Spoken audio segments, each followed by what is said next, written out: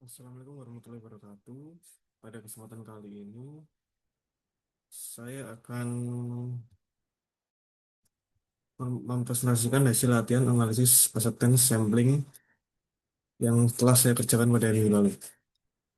Tujuan dari analisis ini adalah untuk menentukan rencana sampling, menghitung resiko produsen dan konsumen, serta membandingkan efektivitas SSP dan DSP dari segi kualitas maupun biaya. Oke, untuk pada slide 1, 2 awal, ini kita menggunakan data dari coklat dahulu. Untuk yang slide pertama ini dilakukan rencana penentuan rencana sampling. Data yang digunakan yaitu inspection level J2, lot size-nya 100 dan AKL-nya 0,1. Jenis pemeriksaannya adalah normal inspection. Berdasarkan tabel acceptance sampling diperoleh kode letter tertentu, kemudian ditentukan ukuran sampel. Untuk metode SSP digunakan sampel size sebesar 20 dengan acceptance number atau AC sama dengan 0, artinya lot hanya diterima jika tidak menerima cacat. Sedangkan pada metode DSP, dilakukan dua tahap pemeriksaan.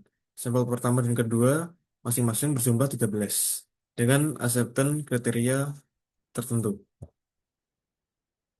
Yaitu untuk yang pertama AC sama dengan 0, yang berarti lot hanya diterima jika tidak menemukan cacat. Dan yang kedua adalah AC sama dengan 1. Lot tidak lot hanya diterima jika cacat sama dengan 1.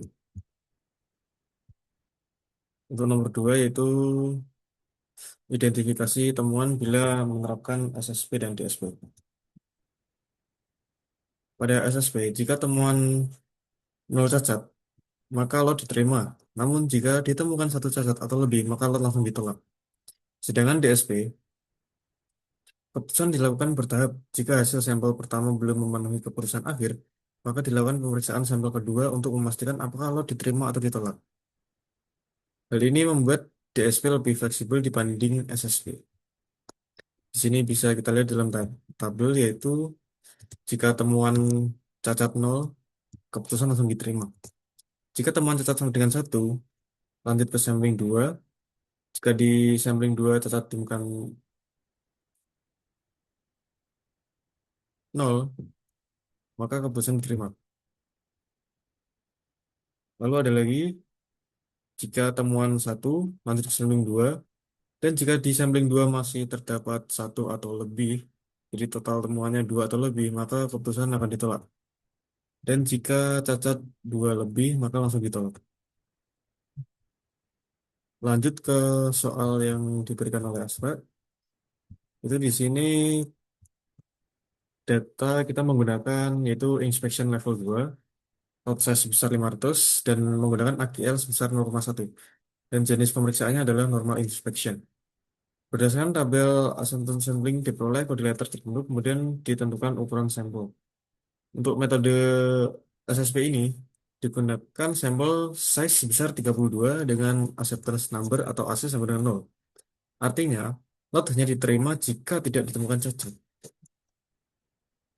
Sedangkan pada metode DSP, dilakukan dua tahap pemeriksaan. Sampel pertama dan kedua masing-masing berjumlah 32 dengan acceptance kriteria sama dengan yang pertama sama dengan 0, yang artinya lot hanya diterima jika tidak ditemukan cacat. Lalu, jika ditemukan cacat, lanjut ke sampel kedua, dan jika di sampling kedua tidak ditemukan cacat, maka lot akan diterima. Lanjut ke bagian kedua. Pada SSP, jika ditemukan 0 cacat, maka lot langsung diterima. Dan jika satu cacat, lot langsung ditolak.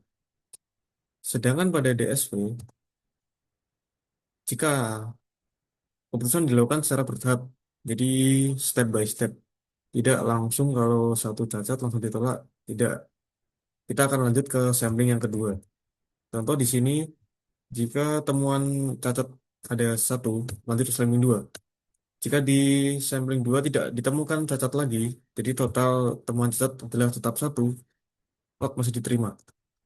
Tapi jika di sampling kedua ditemukan cacat satu atau lebih dari satu, dan total temuan cacatnya adalah dua atau lebih, maka keputusan sudah jelas ditolak. Dan jika pada sampling pertama saja lot cacatnya ditemukan dua cacat atau lebih, maka langsung ditolak.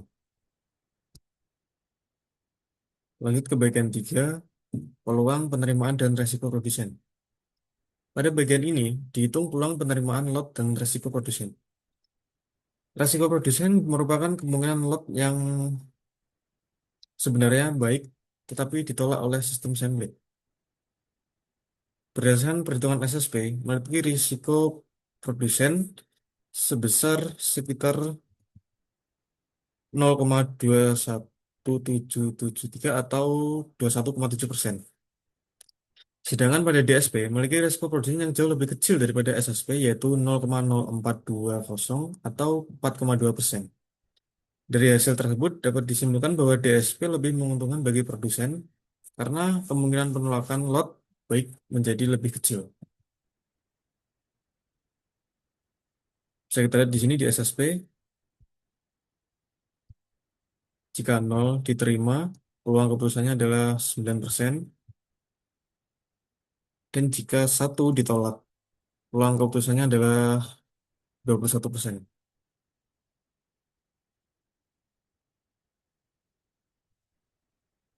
Lanjut ke nomor 4.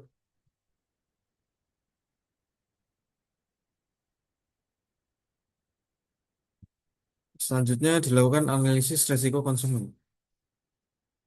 Resiko konsumen merupakan kemungkinan lot yang sebenarnya buruk tetapi tetap diterima, yang simulasi dilakukan dengan cara mengubah beberapa nilai probabilitas cacat atau nilai P yang lebih besar daripada AGL. Dari hasil perhitungan diperoleh bahwa nilai resiko konsumen DSP lebih sedikit rendah daripada SSP. Artinya, DSP lebih mampu melindungi konsumen terhadap kemungkinan diterimanya produk cacat.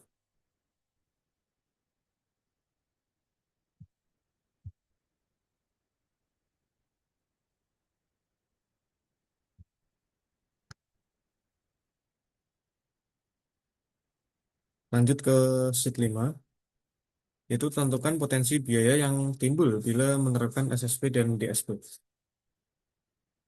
AOP menunjukkan rata-rata kualitas produk keluar setelah inspeksi, sedangkan AOKL merupakan batas maksimum rata-rata kualitas keluar.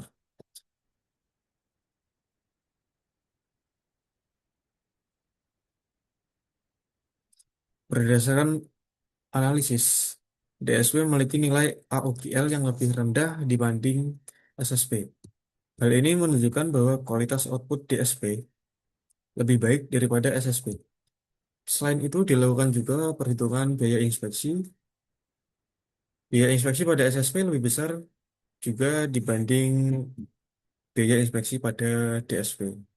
Sehingga dari sisi ekonomi, DSP jelas lebih efisien dibandingkan metode SSP. Bisa kita lihat di sini, untuk SSP, volumenya 456.000, sedangkan volume DSP hanya 39.792. Dan jumlah biaya, di sini jumlah biayanya terlihat sangat jauh berbeda sekali. Untuk SSP di sini mencapai angka di 3.423.000 dan DSP hanya di angka 298.000. Dan untuk biaya non-conformity yang loss inspeksi, ini untuk DSP dan SSP sama, yaitu 3.802.000. Yang jadi total biaya adalah untuk SSP 7 juta dan DSP 4 juta.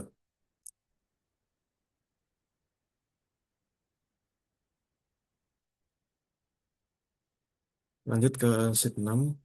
Analisis terhadap perbandingan bila menerapkan SSP dan DSP yang sudah didapatkan di atas.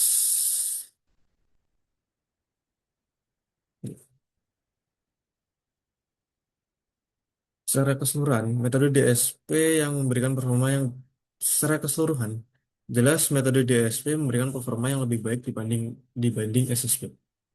DSP memiliki resiko produsen lebih rendah, resiko konsumen lebih kecil, kualitas output lebih baik, dan biaya inspeksi yang lebih efisien dibandingkan SSP. Namun, DSP memiliki prosedur yang lebih kompleks karena dilakukan dua tahap pemeriksaan. Beda dengan SSP yang hanya melalui satu pemeriksaan. Dan sedangkan SSP lebih sederhana, tetapi memiliki resiko dan biaya yang lebih tinggi. Dan untuk analisis yang kita dapatkan dari pengerjaan ini adalah berdasarkan perbandingan. Rencana sampling ganda atau DSP lebih unggul dibanding SSP dengan resiko produsen 0,42% dan resiko konsumen 44% yang lebih rendah serta nilai AOGL 14,61% yang menjamin kualitas lebih baik. Secara biaya, DSP juga lebih efisien dengan total biaya yaitu 4.174.000 rupiah, lebih hemat dibanding SSP sebesar 7.225.722 rupiah. Oleh karena itu, DSP merupakan metode yang paling tepat diterapkan untuk pemeriksaan sarung tangan pada kasus ini. Sekian presentasi dari saya. Terima kasih. Mohon maaf kalau ada salah kata. Wassalamualaikum warahmatullahi wabarakatuh.